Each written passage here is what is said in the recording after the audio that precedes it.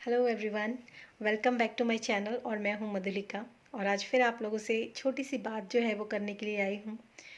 आप में से बहुत से लोग हैं जो कि ये जानना चाहते हैं किसी भी विद्या से, चाहे वो टैरो रीडिंग हो, चाहे कोई विद्या हो। और आजकल तो बहुत सारी जो विद्याएं हैं आप उसके बारे में अवेयर भी होने लगे हैं। तो आप में से बहुत से लोग ऐसे हैं जो ये सोचते हैं कि हमारे जीवन का क्या उद्देश्य है, हमारा लाइफ पर्पस क्या है, हमारा सोल पर्पस क्या। इस तरह के क्वेश्चंस जो हैं वो आप लोग अक्सर, क्योंकि अब ऐसा टाइम आ गया है, लोग स्पिरिचुअलिटी की तरफ काफ़ी ज़्यादा डाइवर्ट होने लगे हैं। पहले अगर आज से 10-20 साल पहले भी अगर मैं कहूँ तो लोग स्पिरिचुअलिटी के बारे में इतना नहीं जानते थे।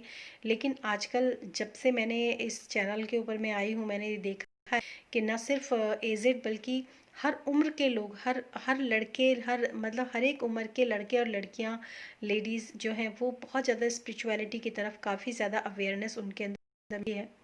तो उसी अवेयरनेस के बारे में एक छोटा सा टॉपिक है कि मेरी ज़िंदगी का क्या पर्पस है, मेरा सोल पर्पस क्या है और मेरा लाइफ पर्पस क्या है।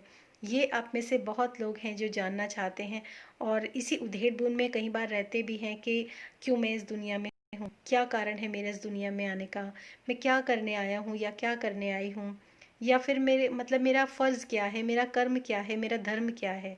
ये सारी चीज़ें जो हैं बहुत दिमाग के अंदर जो है वो आती रहती हैं। और कई बार लोग इस तरह की जब रीडिंग लेते हैं, मुझसे पर्सनल रीडिंग लेते हैं, तो कई बार लोग जो हैं ऐसे क्वेश्चंस भी मुझसे पूछते हैं। तो मैं आज आपको उन क्वेश्चंस का ना बहुत ही आंसर जो है वो बताऊंगी। और शायद आप में से काफ़ी लोग इस चीज़ से अग्री भी करेंगे। अगर आप अपनी ज़िंदगी का, अगर आप अपनी लाइफ का पर्पस जानना चाहते हो कि आपकी ज़िंदगी का पर्पस क्या है, क्यों आप इस दुनिया में आए हो, आपका सोल पर्पस क्या है, आपका लाइफ का मिशन क्या है, क्यों आप करने आए हो इस दुनिया में। अगर आप ऐसी ही कोई बातें जानना चाहते हो ना, तो उसका एक कोई भी विद्या, कोई भी कार्ड्स या कोई भी ऐसी चीज़ें जो होती हैं आपको 100% आंसर नहीं दे सकती, ये मैं आपको बता दूं। हालांकि पर्सनल रीडिंग की एक अलग बात होती है, क्योंकि उस वक्त एनर्जी कनेक्ट होती है। जब मतलब मैं पर्सनल रीडिंग करती हूँ तो उसमें क्या होता है, आपकी एनर्जी से मैं अपनी एनर्जी को कनेक्ट करती हूँ, तब मैं आपके सारे क्वेश्चंस के आंसर जो है वो देती हूँ। आपने कई बार मेरी जो पर्सनल टैरो रीडिंग होती है वो मैं अपलोड करती हूँ यूट्यूब पे, और उसका कारण भी कोई पब्लिसिटी नहीं है। एक्चुअली क्या होता है, इतने बड़े बड़े वीडियोस जो होते हैं वो कैमरे से फ़ोन में अपलोड करना और फ़ोन से फिर दूसरे के अपलोड करना, it's too much difficult for me, और मेरे पास इतना टाइम होता नहीं है। तो मैं झटपट उसको जो है अपलोड कर देती हूँ यूट्यूब पे, और वो 5 से 7 मिनट के अंदर अपलोड होके चला जाता है। उसके बाद मैं उसको डिलीट कर देती हूँ। यही मेरा रीज़न होता है उसको यूट्यूब के ऊपर अपलोड। तो ऐसे जब पर्सनल रीडिंग होती है तो उसकी एक अलग बात होती है। लेकिन अगर आप नॉर्मली इस चीज़ को जानना चाहते हो कि आपकी लाइफ का पर्पस क्या है, तो मैं आपको इसका एक बहुत ही साधारण सा एक तरीका बताती हूँ। जब हम लोग जब इंट्रोवर्ट होना शुरू करते हैं, जब हम अपने बारे में जानना शुरू करते हैं, मतलब एक ऐसी शुद्धिकरण, जिसको हम एक, मैं एक और नाम दे सकती हूँ शुद्धिकरण।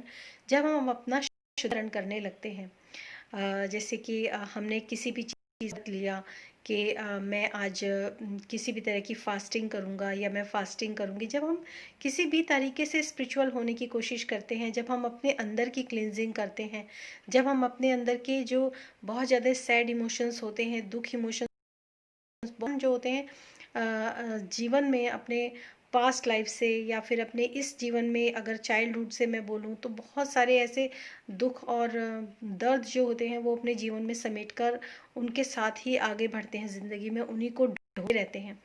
तो जब हम धीरे धीरे करके उन चीज़ों को रिलीज़ करना शुरू करते हैं, और रिलीज़ करने का जो एक तरीका होता है वो होता है अपने तन को, मन को, दोनों तरीके से हमें अपने आप को क्लींस करना बहुत ज़रूरी होता है।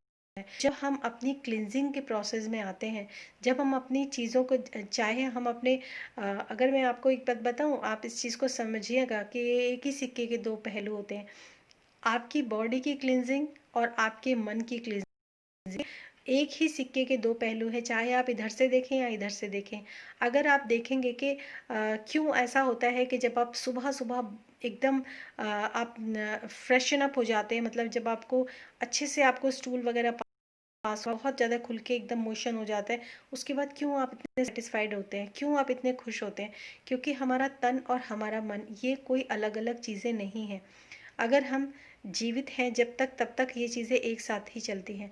तो अगर हम अपने तन की सफाई शुरू करते हैं, अपने तन की सफाई बहुत तरीके से होती है। आप किसी दिन लिक्विड डाइट पे रह सकते हैं। अगर आप लिक्विड डाइट करते हैं तो उससे आपके डिटॉक्सिफिकेशन जो होता है बहुत अच्छे तरीके से होता है। वाटर फास्टिंग जिसको बोलते हैं, वाटर फास्टिंग में के बारे में आपने शायद सुना होगा।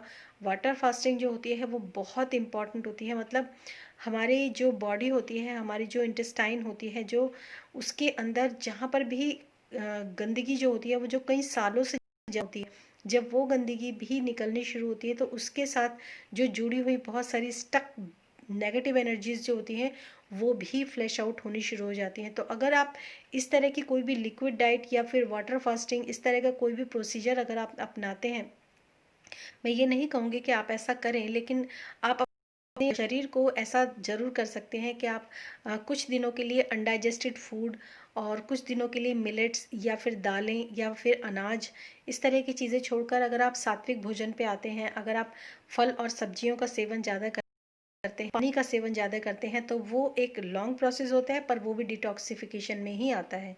तो अगर आप इस तरह की चीज़ें करते हैं तो धीरे धीरे करके जब आपके तन जो होता है वो क्लियर होना शुरू होता है, तो आपका मन भी क्लियर होना शुरू हो जाता है। साथ जब आप मेडिटेशन करते हैं, जब बहुत ज़्यादा आपके अंदर से टॉक्सिसिटी जो होती है वो रिलीज़ हो जाती है, उसके बाद जब आप मेडिटेशन करते हैं तो एक स्पेस आपके अंदर जो होता है वो क्रिएट होता है। क्यों? क्योंकि आपके जो बैड में वो भी निकलती हैं, आपके जो बैड जो टॉक्सिसिटी आपके बॉडी के अंदर है वो भी निकलती है। तो आपकी बॉडी के अंदर जिस तरीके से एक स्पेस क्रिएट होता है, उसी तरह से आपके मन के अंदर भी एक स्पेस क्रिएट होता है, क्योंकि उस समय आप अपने आप बहुत ज़्यादा लाइट और बहुत ज़्यादा हल्का महसूस करने लगते हैं जब आप इस तरह के प्रोसीजर जाते हैं। तो होता क्या है कि जब आप इस तरह का प्रोसीजर अपनाते हैं और जब आप एक इस तरह की फास्टिंग करते हैं या इस तरह की लिक्विड डाइट पे रहते हैं कुछ दिनों तक, या फिर सिर्फ फ्रूट्स और वेजिटेबल्स में आप मतलब सरवाइव करते हैं, इसके अलावा आप ज़्यादा अनाज या इस तरह के मिलेट्स वगैरह कुछ भी चीज़ें यूज़ नहीं करते, तो उसके उस दौरान यानी कि उसके बाद भी अगर आप मेडिटेशन करते हैं ना, तो आपकी इंट्यूशंस जो होती हैं वो बहुत स्ट्रांग होने लग जाती हैं।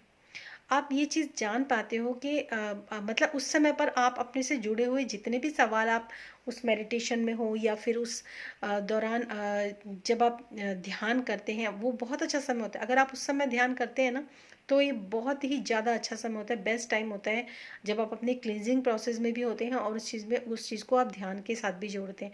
तो जब आप ऐसा करते हैं तो जो भी सवाल आपके मन में होते हैं, यूनिवर्स जो होता है वो उन सवालों का आंसर जो होता है आपको देने की पूरी कोशिश करता है, आप तक कनेक्ट होने की पूरी करता है। डिवाइन जो होती है वो, आप डिवाइन नेचर जिसको हम डिवाइन मदर अर्थ बोलते हैं, या फिर डिवाइन जो डिवाइन मदर होती है, या फिर यूनिवर्स होती है, परम पिता परमेश्वर परमात्मा, जिस भी रूप में आप मतलब को सुप्रीम पावर को मानते हैं, वो चीज़ें जो हैं आपके साथ धीरे धीरे कनेक्ट होने लगती हैं। और आप अपने उस समय अगर आप ये भी जानना चाहोगे कि आपकी ज़िंदगी का पर्पस क्या है, आपकी सोल का पर्पस क्या है, इवन मतलब ऐसे ऐसे क्वेश्चन आप खुद जान पाते हो जो कि आपके अंदर जानने की बहुत ज़्यादा इच्छा होती है। उम्मीद है आपको ये मेरी बातें जो हैं, ये मेरे थॉट्स जो हैं पसंद आए होंगे। पसंद आए हैं तो इसको ज़रूर लागू कीजिएगा और कमेंट में लिख के मुझे बताइएगा कि आपको ये। Thank you so much and thanks for watching this video.